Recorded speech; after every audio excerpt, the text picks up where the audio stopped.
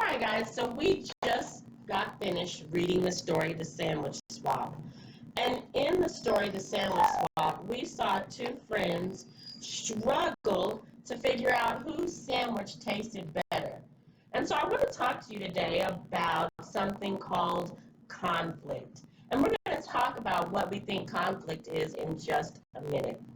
But to help us today, I called on Elijah. Can you come up and help? And Bella, can you come up and help? So I've got a number here, and I'm going to place this number down facing the two of you. Now, Elijah, I want you to tell Isabel what number you see. I see it. Isabel, I want you to tell Elijah what number you see. You see a 9, but you see a 6. Sounds like we've got conflict. It ruined your day. Conflict pushes your friends away. Conflict, not what you want to do. Conflict, this rap is cringe. No cap. Thank you. Thank you, guys. I know you appreciate my rap skills. But what we're looking at is conflict. And guys, when you think about the word conflict, just like in the story, what is conflict? What do you think conflict is? A problem. A problem with what, maybe?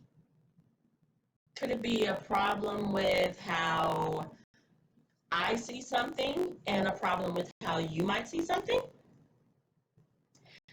So if we have a conflict, what do we do next? Solve it. We solve it. And when you take a conflict and you try to solve it, you got conflict resolution. No cap. So let's talk about some ways that we can solve conflict. The first thing that we want to do when trying to solve conflicts is cool off. So you're adamant that you saw a 9, and you're adamant that you saw a 6. Who can be right? Can you be right? Yeah. Well, how can you be right and Isabel be right? So maybe you should scream at him about it. Or maybe you should tell everybody else how wrong Elijah is. Let's do that. You're wrong. No, maybe we should tell everybody how wrong Isabel is. Isabel, you're wrong. Or we could cool off first. So the first thing that we want to do when we find that we're struggling with conflict is to cool off. So everybody take a big, deep breath in and a big, deep breath out. Good. So now that we cooled off, let's decide, okay, we can both have a difference of opinion and find a way to agree. So let's think about the fact that other people do have differences in opinion. And one of the things we can do is we can respect the opinions of others even if we don't agree. Do you think that's difficult to do? I think so. Sometimes it is. Does that mean that you have to agree with them just because you respect that they have a different opinion? No, it doesn't necessarily mean that. And if we can't do that, then the next thing we want to do is we want to share, we want to listen, and then we want to check, right?